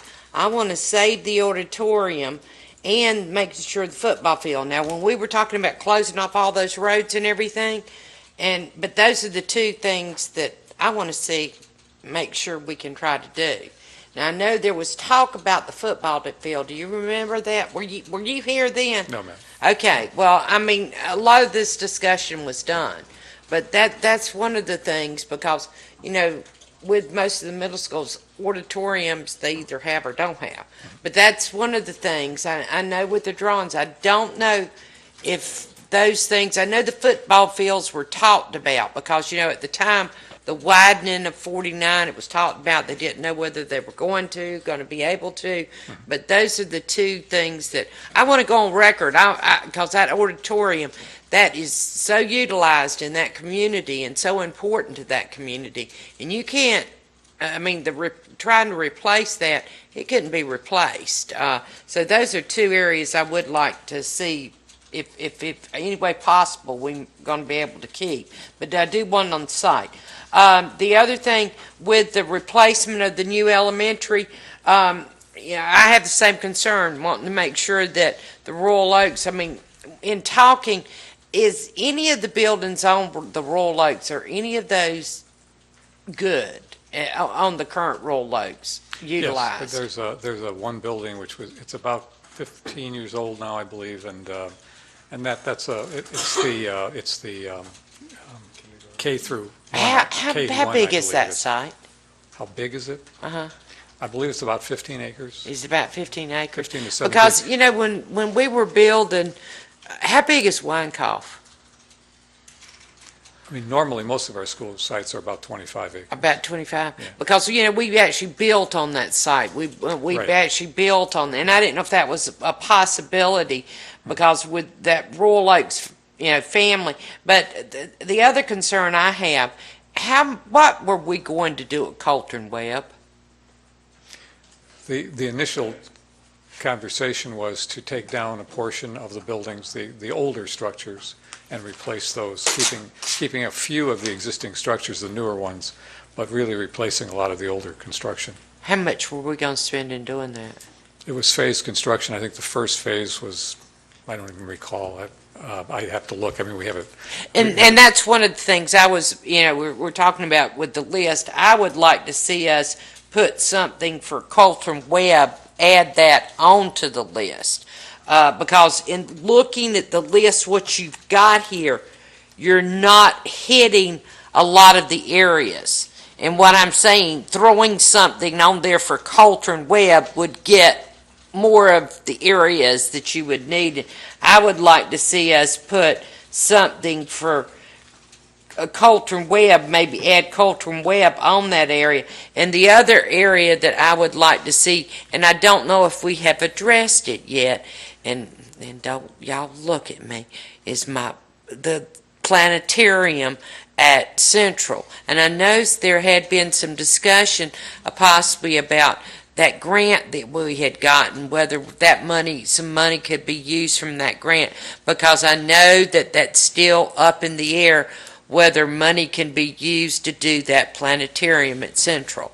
And again, that is something that could be, it's something that is important to the education, and that could be utilized by the whole county once that planetarium is done. And again, that is something I would like to see done at Central. Again, we're putting turf out there, and I know that that's something that we've done, but to me, for the education, for the STEM program out at Central, that planetarium, to me, is something that would be worthwhile for this whole community and could be used not just by our students, but once it is done, it could benefit this whole community. And I would like to see maybe that put into the scope of things. Okay, that is noted. Rob, let's backtrack a little. Just comment on Mount Pleasant Middle, and then if you want to start the Yeah, Len, can you give us some pros and cons on the two sides for Mount Pleasant Middle? Hold on, there's not a second site. There was not a second site. It was assumed at one time that we owned property enough at the high school to build a school, and that's not the case. That is not the case. Right, so. Yeah, I'm fine with that. You know, As long as there's money to restore, what are we taking away athletic fields? Is that what we're doing? Is there a way to restore that, or we have budgeted? That would be part of the total So construction. that is part of this 26 million? Yes, sir. Okay, yeah, I'm fine with that. I guess I would just caution the board a little bit. For a bond resolution, you know, we're generally specifying needs. It's a pretty long process. You get the resolution approved and then the money. I'm a little worried about this board tying the hands of a future board that may be acting a year or a year and a half from now and trying to decide Mount Pleasant. And if you, for example, say it must be on exactly that site and you get an architect proposal that says we actually think it makes sense to acquire, you know, an extra 2 acres here because that's a better design, or you get a new proposal for a different auditorium. If you've specified in great detail in the bond, you may be confining yourself and limiting the board's ability to come up with a better or different plan down the road. So I mean, you need to decide what to do, but my thought would be, particularly for a bond issue, because it goes to the public and then it gets approved and then gets financed, it's a ways down the road and those needs change. And as long as you've generally asked for funding, the law gives you a fair amount of latitude. But if you are extremely specific, saying we will build a school that looks exactly like this, exactly on this site, you've limited your flexibility. And I'm just not sure. You may understand right now what you think that replacement school would look like, but I just don't know. 2 years from now, it may be a different vision, it may be different board members, it may be a different architect proposal. And I think saying we need money to replace Mount Pleasant is good. I'd be a little worried about a lot of constraints on exactly what that's going to look like, because the contract and, you know, the selection of an architect and the selection of a construction company are a ways down the road. Right, well, I mean, you know, yes, probably more than a ways, I guess, is once you think about when it would pass and when it would go and all of that. So, with that noted, I guess, board members, I guess we'll keep in mind whether we want to keep it generic. You know, my answer to Ms. Carpenter on the auditorium would be that'd be an economic decision. Once we get there, once we started doing design, if it makes sense and can be done with ADA and fire and life safety and code compliance, well, then you have to look at it. But if it's off the charts and can't be done and totally hamstrings you from designing something and cost, you know, then it, you know, we just can't guarantee that. But that points back to the site. Well, that's an economic decision as well. So maybe we shouldn't be tying our hands. Maybe under legal counsel we just leave it as Mount Pleasant Middle, because it sounds like we've all agreed that's kind of the top of the list. Okay. Well, we'll do that. We'll leave it at Mount Pleasant Middle. And we heard several comments are okay on the replacement, but I didn't hear from Rob on that. On the replacement for the elementary school? Yes, item number 2. Yeah, I'd like also us to consider the Glenn Center, Old Concord High School remodel as well as part of this package. But as far as the need for a replacement, I think it's there. It's clearly there's several schools that need help. And you were, Well, I just went through number 2. yeah, you did. And Lynn, I didn't hear a comment from you on that. And David did, and Jeff, I did not. So Lynn, On the elementary school? Yes. Yeah, it's no doubt. The only thing that we need to make provisions for is we don't have any land provisions for that school. So we'll have to make some provisions for land. Well, that was the comment I had. The number at 20, where the other one was 21.5. You know, the 1.5 for land and 20 for the school. So to me, the number's off by 1.5. Unless you think you can do I mean, for one of them, I mean, somehow it seems like if they're both 1,000 seats, the numbers ought to match. It may be a year ahead. It may be after a year of increasing prices, too. I guess the other thing that occurs to me, Mr. Shue made an excellent comment later that the bidding climate's already changing. I mean, no one has a crystal ball to know for sure, but probably a year and a half, starting construction a year and a half or 2 years from now, which is likely when all the bond money goes through the process and gets free, you may have a 10% increase in price between now and a year and a half from now on construction. Just to regress just for a minute, Mr. Chair, on the Mount Pleasant Middle there, you know, we was listening to our attorney's advice, and it's definitely good advice. The only thing, though, that I would like to caution the board on is that if we expect to get this bond that we're going to ask for, if we expect to get it passed, then we're going to need the support of the Mount Pleasant community. And I was on the board as well when the Mount Pleasant community filled this boardroom. Those of you that was with me at the time clearly stated that they wanted the school to be replaced on the current site. And so I would not want to be a part of a board that left it generic like this, and then everything goes out generic, and it come down to the point where the people in Mount Pleasant are thinking that they're going to get their school replaced on the current site, and then because of whatever, it's moved somewhere else, but yet they voted to support the replacement, but yet the county or this board decides we don't want it on the current site. Now that would sort of be a little bit under the table type stuff right there, and that's why it needs to be open, that it's on site. It needs to be on site because that's what the community wanted. And after all, who pays the bills? The county citizens, the taxpayers pay the bill. And, and so it needs to be, then again, I'm just one. There's 6 more of you guys. But it needs to be specific that the Mount Pleasant replacement middle school on current site. And then I'm okay with the elementary. No problem. Okay. Mr. Harrison, you had already previously mentioned you were okay with the replacement. Jeff? Well, when I first read this, I was a little confused. I was like, wait a minute, we need another new elementary school in addition to the one that we want to build in the northwest corner. But in hearing the discussion, it's clear that the intent is this is a replacement of existing, and I think that somehow that needs to be in the resolution. And certainly, as you look at the core of the county, we have Royal Oaks, Beverly Hills, Arbrow McAllister, Coltrane Webb, and really Wolf Meadow that were built before the, shall we say, the current generation of schools, the ones that have been built in the last 20 years. And all 5 of those have issues, shall we say, and needs for either complete replacement or upgrades. And while we can't do it all at once, because I think it would be too big of a hit to a pocketbook, I would like to see us somehow put together a phased plan that says, okay, even though we're only talking about one elementary school and maybe it will actually address the needs of 2 of the existing ones, there's going to be a phase 2 where we go after improving the other schools in our district. And I don't think we should let people think that this is the end, because what I do not want to see is that we have all these beautiful new buildings around the edge of the county, and then in the core of the county we have leaky, creaky elementary schools, and that is just plain not fair. And it also is not good public policy because all children deserve and need to go to quality facilities. I think that's an excellent point. Okay, so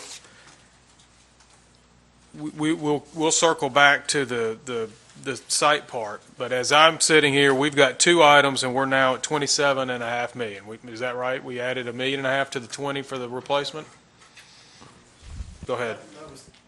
That was the other thing I wanted to mention on the replacement elementary school. There needs to be money in there to demolish whatever we're replacing. And because again, I don't want to see us leaving an abandoned building in the center of Concord or Kannapolis. We can certainly discuss this in closed session. I will simply say that the ORAD study, if you look at the locations where it points to locating a replacement school, is very close to the Royal Oak site. I think you have to weigh, the board has to weigh the value of rebuilding on that site versus moving a little closer to another school for other reasons.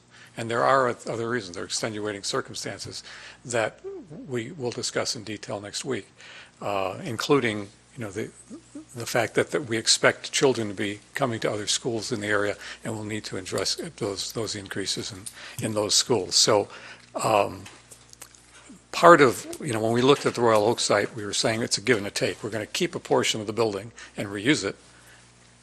So if you take whatever that amounts to, a couple $1 million for that structure, that will allow us to knock down what's there that isn't going to remain. As an example, if we were to stay on that site. The picture changes if we're going to go to a new site, of course. But that's the reason the number did change, because we were saving dollars from one side to take down the other buildings. So do we want to call, I agree with Dr. Phillips' comment about, I think this, calling it a new elementary school is confusing. We probably want to use the term replacement elementary school. And do we want to say in the center of the county or something like that to give a general indication of where, realizing, again, we're not certain whether that's where that's going to be? I really think there needs to be some reference to, Royal Oaks has been promised and promised and promised.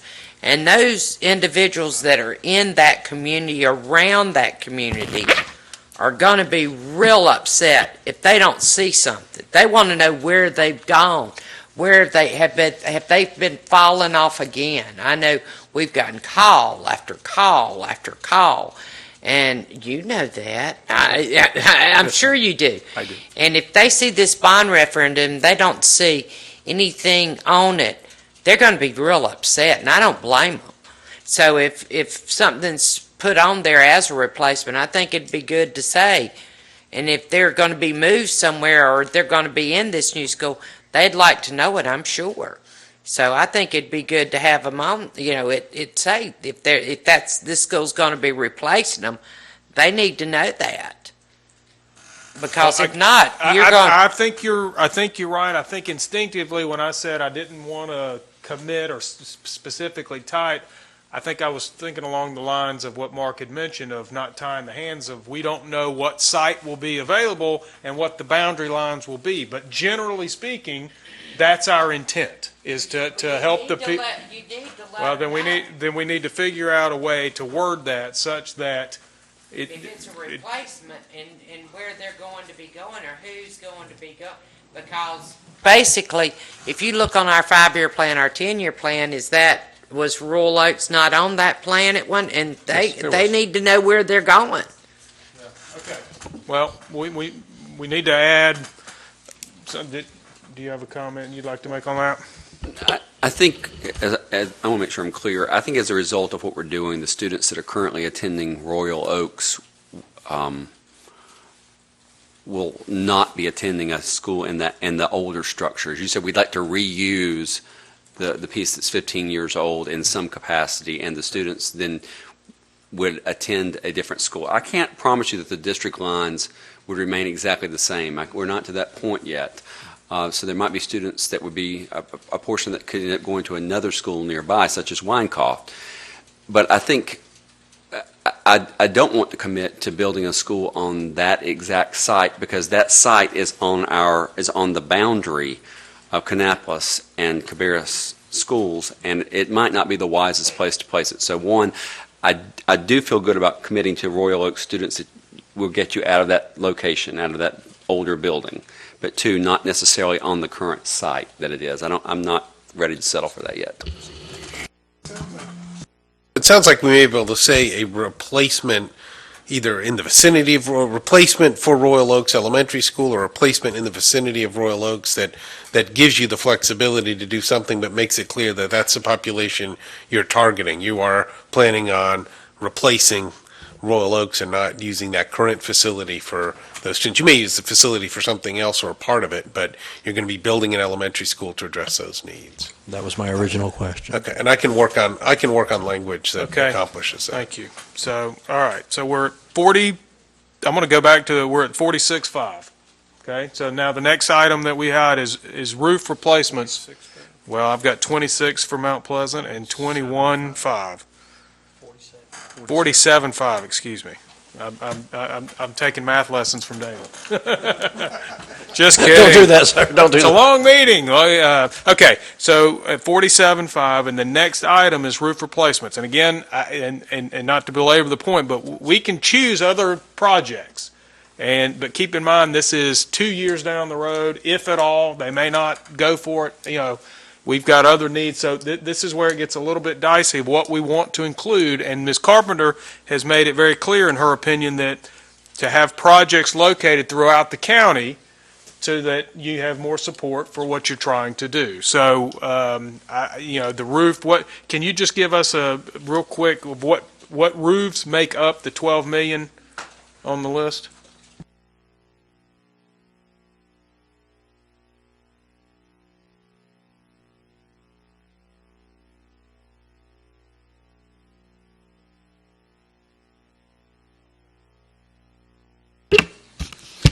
Yeah, as it says, we were looking at Harrisburg Elementary School, J. Robinson High School, Mount Pleasant Elementary School, Mount Pleasant High School, Northwest Cabarrus Middle School, Rocky River Elementary and Royal Oaks Elementary, Weddington Hills, and Winecoff. The most dire that we have at this point in time are Winecoff,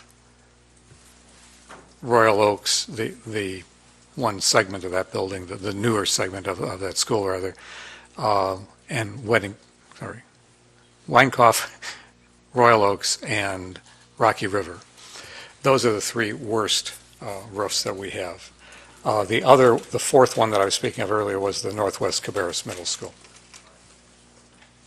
Those are really the four that are in dire need of replacement. Okay, board members. Now, we've had this discussion before. There were some merits to doing roofs, and some people that, his opinion, no, that's not something you'd want to have on a bond. So I guess we need to figure out if these are items that we want to include, or do you want, this is now your chance.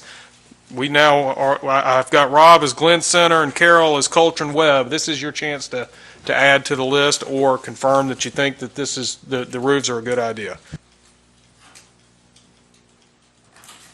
Go ahead, Rob. Sorry. I was looking at you. You were supposed to know that. No, I'm kidding. I don't think I'm really in favor of putting a bunch of roofs on a bond referendum. I think if there's a need now, like we're saying, that there's leaks, we got to address that. A separate resolution makes sense to me. I do think that's probably the way to go. Same with the security vestibules. If that is a security issue now, I think we really need to ask to get that addressed. And I am in favor of, again, adding, I think Coltrane Webb is another one that needs some help and probably should be added as well. So. Thank you, Mr. Walter. Ms. Carpenter?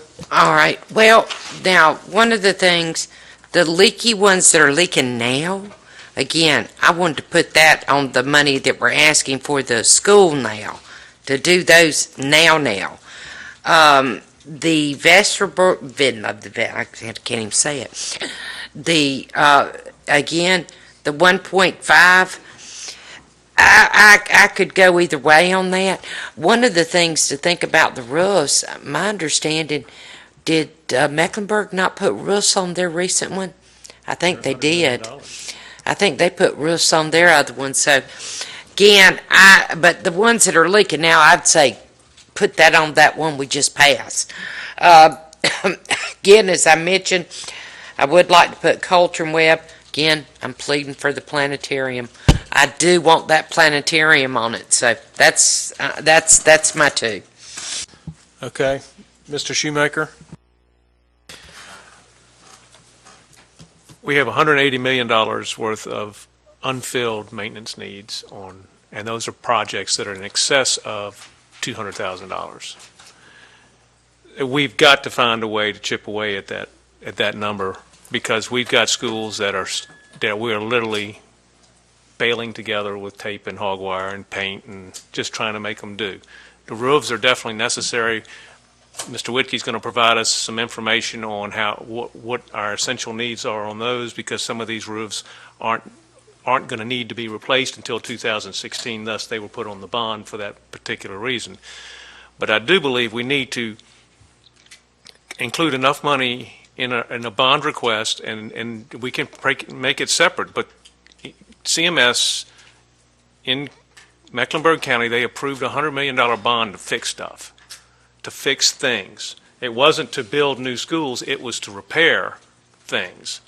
And we're getting way behind the eight ball. And our public needs to know that, we're if we don't address this on this one, then we wait 3 to 4 more years, and that 180 million is going to geometrically progress on us. It's going to go up at 3 to 5% a year, and there's nothing we can do about that. And as that goes up, we're going to fall farther and farther behind, and our taxpayers, our citizens, our school children are going to suffer because we are not thinking in a plan-type method. We need to include, if not in this, maybe 2 separate bonds, a bond that deals with the schools and then a second bond that deals with repairs. But we got to have something out there, a strategy that helps us to begin to look at the issues that we're dealing with. And we got to chip away at this $180 million. I'm not saying we're going to do it all at one time, but we do need to do something that makes some improvements on what we've got. Because we can continue to cobble along and try to beg for $5 million here and $5 million there, and it's not going to make the pain go away, and we're not going to fix what we need to fix, and we'll always be sitting there. So I don't know how you want to do this, but this is a capital project for new schools, fine, but I believe we need to have some type of bond out there to fix big glaring issues, and roofs are just a part of those glaring issues. Vestibules is a subset of that. And if vestibules are security and that's a need, then maybe that needs to be floated up along with the prorated roofs that we want to get installed before 2016.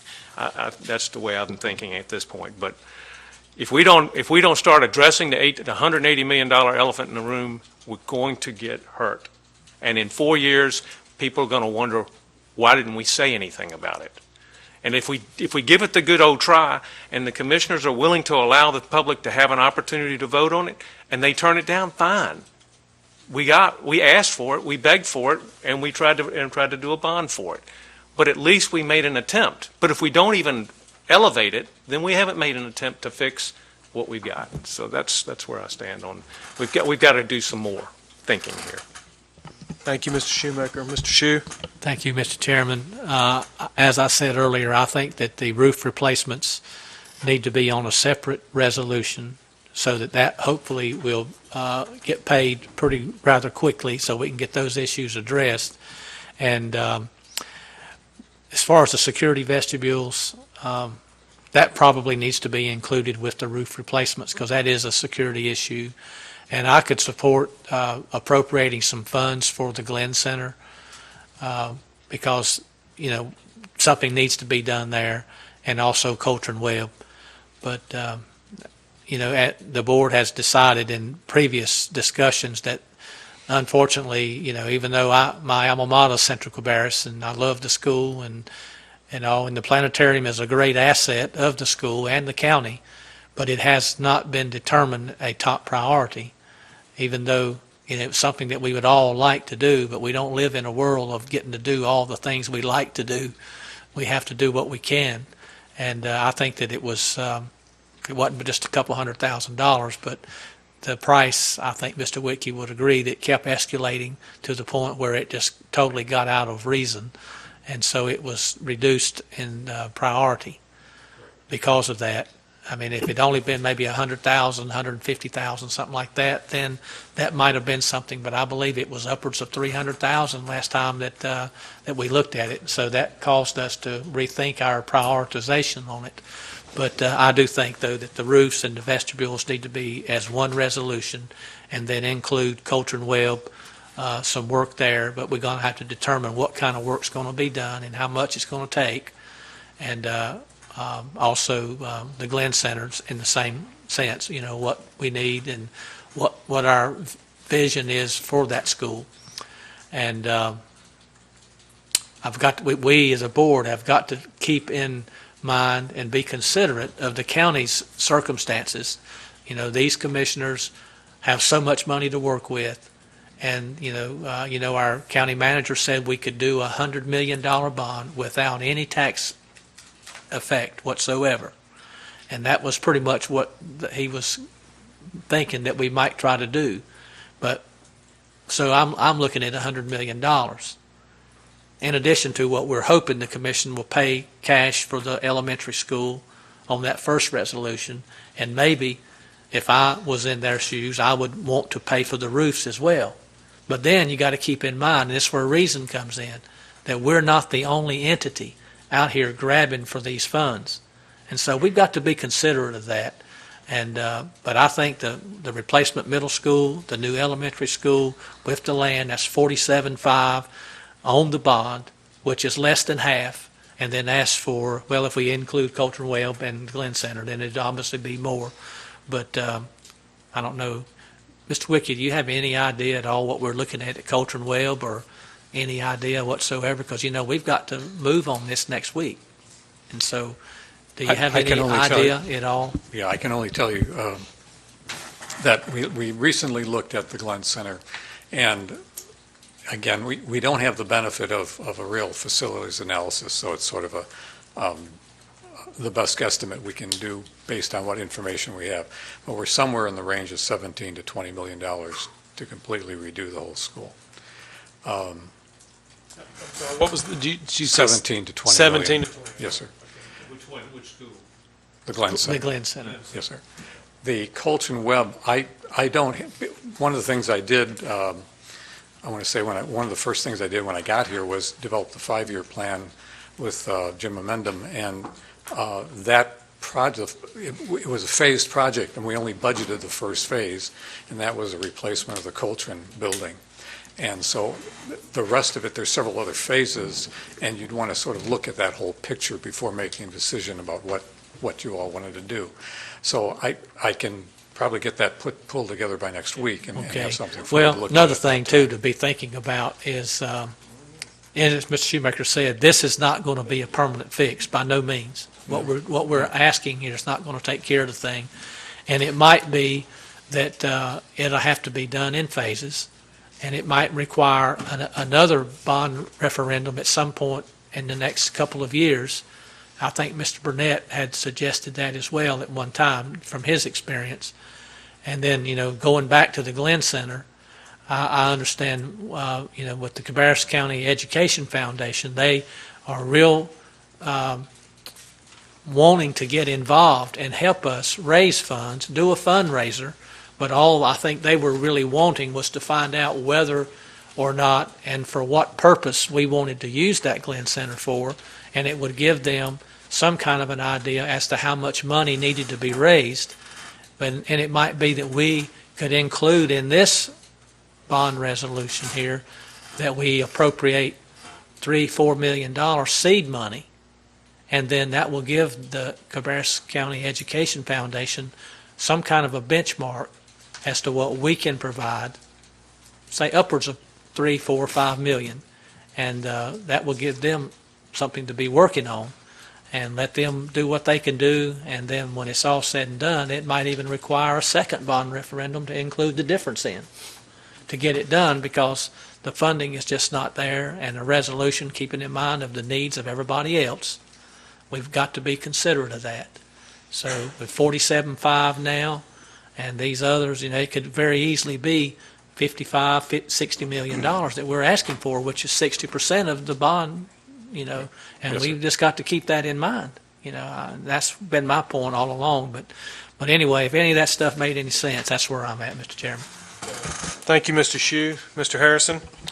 And I mean this as an example, and thank you, Mr. Chairman. We list Royal Oaks' roof here, and we've said that it's a critical need. But we also have said that we would like bond money or referendum money to construct some facility in that general area, in that vicinity, I believe we basically agreed on. So my question is, obviously we wouldn't want to spend a great deal of money replacing the roof of a facility that we would only keep actively used for a very short period of time before we built another school in that vicinity. I hope I'm not going down the wrong rabbit hole here. Well, no, and I wasn't clear. Perhaps the part of Royal Oaks that we're talking about here is simply a single building. So it's already a portion. I was just going to get, Right. I was It's just the going to get newer around to portion. saying a portion, literally a portion of the Royal Oaks. Single building, yes, sir. If each of these is the entire roof of every one of these schools, that's one thing, but we are talking about segments of some of these. That's pretty much the only one, but Right. yes. So if we could say a portion or a fourth or a fifth, whatever the thing would be, because the public would want to know we were spending the money wisely and not obviously re-roofing the entire building when we're not going to continue to use the entire building for the long run. If we just describe it as the K1 building at Royal Oaks. Whatever would in that case possibly be specific enough to indicate that we're still going to maintain that portion of the total property. I think even just as a, excuse me, I was going to say even just as a property owner, you'd want to maintain that structure. It's a value. It has good value. It just needs a new roof. And it is time. I mean, it's leaking pretty badly. For the long term, but Yeah. but again, there's It's a good obviously the need investment. that it is leaking badly now. No, but I am in favor of pulling the roofs and the vestibules out, as well as we've said in earlier discussions, specifying demolition costs where appropriate in all of these referendum statements. Thank you. Okay, thank you, Mr. Harrison. Dr. Phillips? Well, a lot to cover here. I like Carolyn's idea of separately asking for some money to address the most needy, leaky roofs that can't wait till 2016 or whatever to be repaired. And if Lynn says the best way to do that is to do it as a separate resolution from the new elementary school resolution, I'm fine with that. I would like to see some money set aside to address whatever elementary schools the replacement elementary school won't replace. And I would like to see us do that before we put money into the Glenn Center, because frankly, we need to take care of the facilities that we have children in already before we start renovating facilities where we don't have children. And I'm going to pass this down. I'm sorry that nobody, I should have had an electronic copy available. But these are just photos that I've taken during my visits to facilities at Cabarrus County. I have not labeled what schools these are to save them from embarrassment. But here's an example of temporary buildings that are now more than 20 years old. The roofs are rusting. The wooden ramps to lead up them are so badly warped that I don't think they'll do any good if anyone fell against them. Look at the condition of that door. Isn't that a welcoming sight for a young child to come in? Now let's go to the next one. We have schools that are literally held together with duct tape and baling wire. This is a school where Cabarrus County children go every day. All right, let's look at another one. Here you go. Look at the paint on that. Look at the rusting electric conduit that is outside. Look at the rusting fire drill bell that is on the outside of that building. Let's look at another one.